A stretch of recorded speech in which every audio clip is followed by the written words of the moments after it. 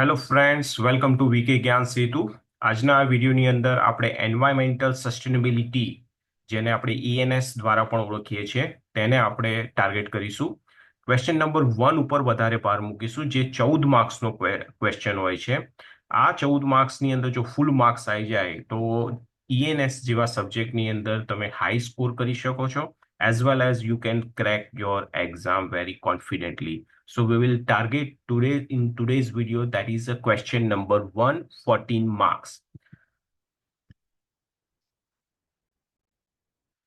So this is the layout.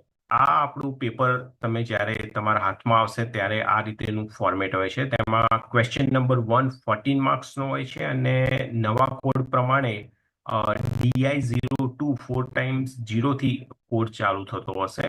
તો question number 1 જે છે 14 માર્ક્સમાં definition as well as multiple choice question પણ આવી શકે છે. So we will target the multiple choice. In addition to that, we will cover also the some of the definition in this video.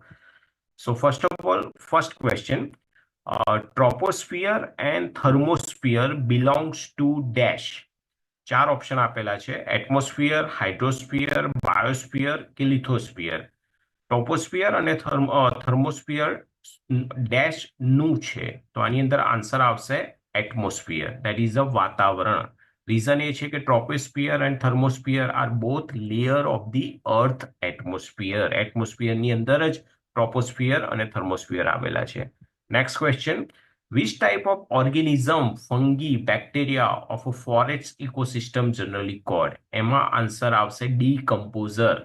Producer છે, transformer પણ છે, so આની અંદર આવશે decomposer. The reason is that this organism break down dead matter and recycle nutrient back into the soil. એટલે જે fungus હોય છે, ફૂગ ને બેક્ટેરિયા, એ જે છે એને ડીકમ્પોઝર કહેવાય, જેથી એ કન્વર્ટેડ થાય છે, કોઈ બી ન્યુટ્રિયન્ટ્સને સોઇલની અંદર કન્વર્ટ કરે છે. Next question, in ecosystem a wide number of interconnected chain together form a dash. તો આન્સર આવશે ફૂડ વેબ. તો ફૂડ વેબ એ એવી એક વેબ છે જેમની અંદર બધી ઇન્ટરકનેક્ટેડ ચેઇન આવી જાય છે. So food web is form when the multiple food chain in an ecosystem interconnected. That is known as a food web. So option number B is the right answer. આ definition ફોર્મમાં પણ પૂછી શકે, what is food web, or maybe the another question, what is atmosphere. So you can give the answer in the definition form also. Next, IUCN release an update dash list for classifying different species. IUCN એ વિવિધ જાતિઓનું વર્ગીકરણ કરવા માટે updated dash સૂચિ બહાર પાડે છે. એટલે blue પાડે છે, રેડ પાડે છે, ગ્રીન કે યલો. તો આની અંદર આવશે રેડ. રેડ એટલે લાલ is the right answer. Reason એ છે કે જે IUCN છે એનું ફૂલ ફોર્મ પણ તમને એક્ઝામમાં પૂછી શકે. લાઈક એનું ફૂલ ફોર્મ છે International Union for Conservation of Nature, અને એ રિલીઝ કરે છે red list for classifying the different species. Next question, the dash is the layer of water at or near the earth's surface including ocean, lake, river, ice and groundwater. એટલે એ પૃથ્વીની સપાટી પર અથવા નજીકના પાણીનો સ્તર છે, જેમાં મહાસાગરો, તળાવો, નદીઓ, બરફ કે ભૂગર્ભજળનો સમાવેશ થાય છે. એમાં ઓપ્શન આપે છે બાયોસ્ફિયર, એટમોસ્ફિયર, લિથોસ્ફિયર એન્ડ હાઇડ્રોસ્ફિયર. તો આમાં આન્સર આવશે આપણું જલાવરણ, that is the hydrosphere, which include all water body on earth's surface. Next question, biotic પણ આવી શકે અને અબાયોટિક પણ આવી શકે. In this question we cover the abiotic, એટલે એના વિરુદ્ધમાં બાયોટિક હોઈ શકે છે. Abiotic component of environment is dash. એ લોકો એ રીતે પણ પૂછે કે biotic component of environment is dash. તો બંને રીતે આપણે રેડી રહેવાનું છે. અત્યારે આ ક્વેશ્ચન ઉપર ટાર્ગેટ રહીએ. Abiotic component of environment is dash. તો અબાયોટિકમાં કયા ઓપ્શન છે? બર્ડ, હ્યુમન, લેન્ડ કે નન ઓફ ધ. તો આની અંદર આવશે લેન્ડ. કે abiotic is what? Abiotic means non living parts. એટલે નોન લિવિંગમાં કયું આવે? Land is a non living entity.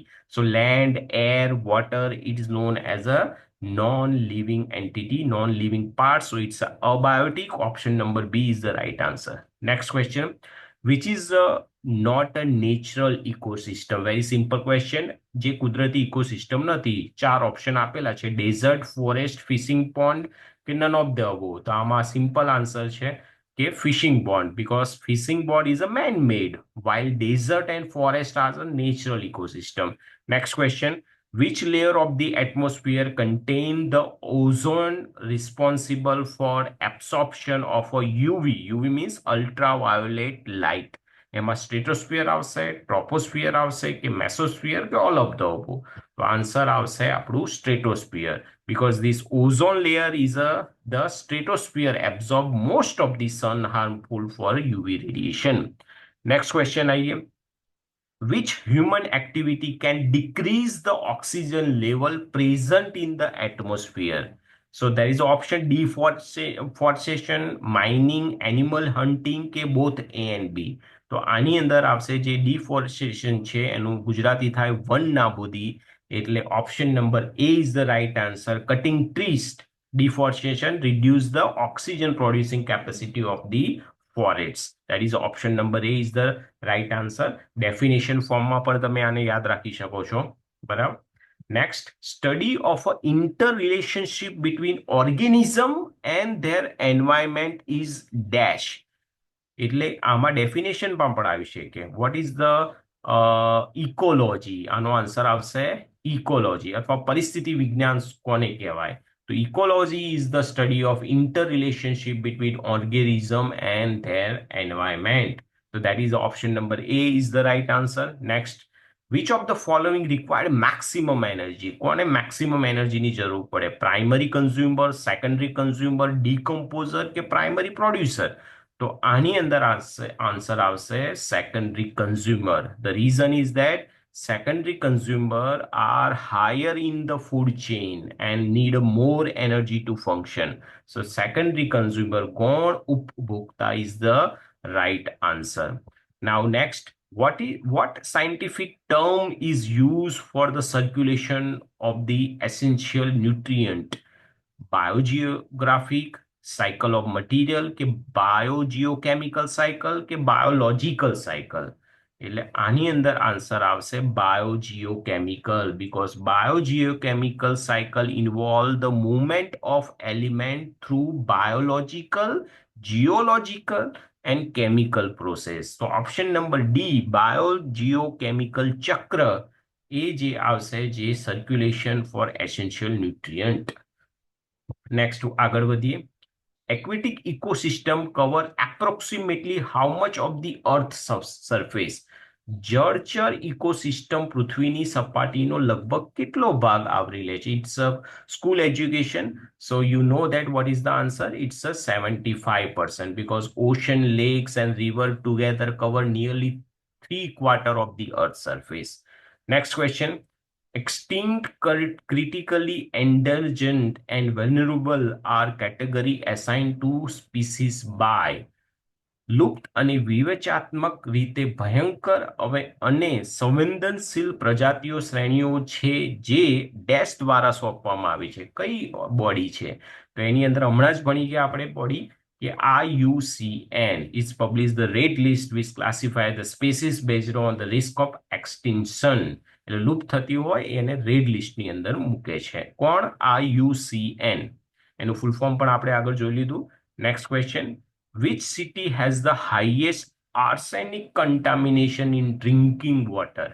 Drinking વોટરમાં કોનમાં આર્સેનિકનું દૂષણ રહેલું છે? તો એની અંદર સિટી આવશે આપણી કોલકાતા. કોલકાતા ઇઝ દિલ્હી છે, એર પોલ્યુશન છે, અહીંયા વોટરની વાત ચાલે છે. એટલે Kolkata and parts of the some of the West Bengal have the significant arsenic contamination in groundwater. આગળ વધીએ. Noise pollution is created if sound access to. કેટલા ઉપર જઈશું તો એને noise pollution કહેવાશે. It's a 70 to 75 dB, 80 to 99 કે 50 to 60 કે 40 to 65. તો આન્સર આવે છે 80 to 99 dB, because prolonged exposure to noise above 80 dB can lead to hearing damage and considered as a pollution. So 80 થી 99 dB ઉપર જઈશું, 80 up, so it's considered as a noise pollution. Which of the following is a non-biodegradable? wool, nylon, tea leaves, પ્રાણીઓના હાડકા? તો એમાંથી કયું answer આવશે? Nylon. Because nylon is a synthetic and does not decompose naturally in the environment. So nylon is a non-biodegradable. What is the principal health concern of the ozone depletion in the stratosphere? Very school education question. તો ozone જે છે એનું જો ડેપ્લિશિએશન થાય તો સ્ટ્રેટોસ્ફિયર થી થાય છે, તો એનાથી શું થશે? સો ઇટ્સ કેન્સરને, ત્વચાને નુકસાન થશે, તાપમાનના વ્યુત્તમાં કે એની સાયકલ પર અસર થશે, કે હાર્ડલી સેલ ઉપર અસર થશે? તો આવશે આન્સર આપણો option number A, cancer and other damage to the skin, because UV rays penetrate more due to the ozone depletion. જો ઓઝોનમાં ડેપ્લિશિએશન થશે તો અલ્ટ્રાવાયોલેટ રેસ અંદર આવશે, અને which causes the skin disease or skin problem. Next question, which one of the following disease is caused by water pollution? Very easy, conjunctivitis, respiratory infection, bronchitis or diarrhea? Simple answer છે diarrhea is because contaminated water often causes the diarrhea disease due to the pathogens. What is the pH value of acidic water? આ ઘણી વખત પૂછેલું છે. It's a 7.15, more than 7, 0 કે less than 7. તો answer આવશે less than 7. The reason is that acidic water has a pH value of a less than 7, and the pH scale ranges from 0 to 14. એટલે 0 થી 14 નો scale હોય છે pH નો. જો 7 થી ઓછું હોય તો એને એસિડિક વોટર કહેવાય, અને 7 થી જો અબો હોય એને બેઝિક કહેવાય.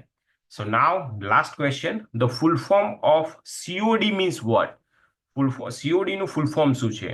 કેમિકલ ઓક્સિજન ડિમાન્ડ થાય, ક્લોરીન ઓક્સિજન ડિમાન્ડ થાય, કે કાર્બન ઓક્સિજન ડિમાન્ડ થાય, કે કેલ્શિયમ ઓક્સિજન ડિમાન્ડ થાય? સો એની અંદર આન્સર આવશે આપણું chemical oxygen demand. એટલે COD can stand for chemical oxygen demand in the content of the water quality. જે COD જે છે water quality testing માટે આપણે use થાય છે. So thank you for the video. We will also upload the more video for the diploma students to score more marks in their GTU examination.